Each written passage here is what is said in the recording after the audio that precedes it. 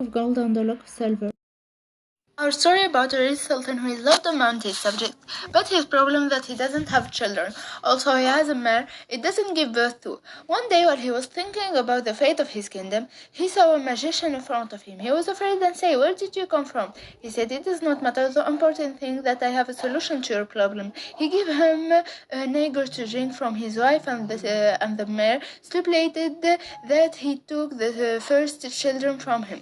After several months, the woman gave a boy with gold and silver hair, and the mare gave a horse he was from a jinn.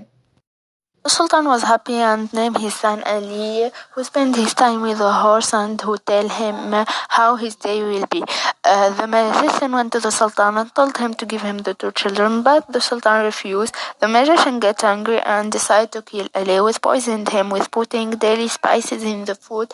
But the horse told Ali and he escaped. And the horse decided to escape from the palace, but they parted in the forest. The horse gave him a look of his hair to brain, so he came to help him if he is in trouble. Ali went to a faraway village and worked with the cold silver in exchange from eating and sleeping.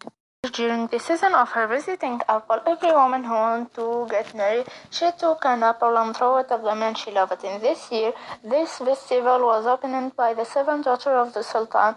The little girl loved Ali when she saw her gold and silver hair, so he threw the apple in him. And every girl of the Sultan chose a knight. So the Sultan asked the knights to bring an apple that restored life. So all the kings surrendered except Ali, who used the horse to warn her. He brings 6 apples and gave them to the knights. In return, he took their fingers and he didn't bring anything to the Sultan.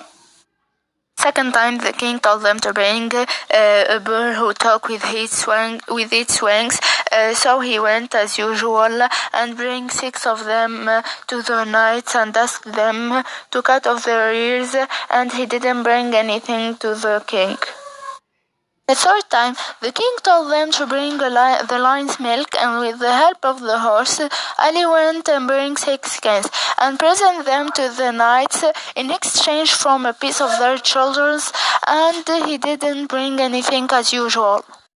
But the girl told her father she wanted to marry Ali. He was angry and told her if she married him, she wouldn't inherit, and she will live in a farmer role.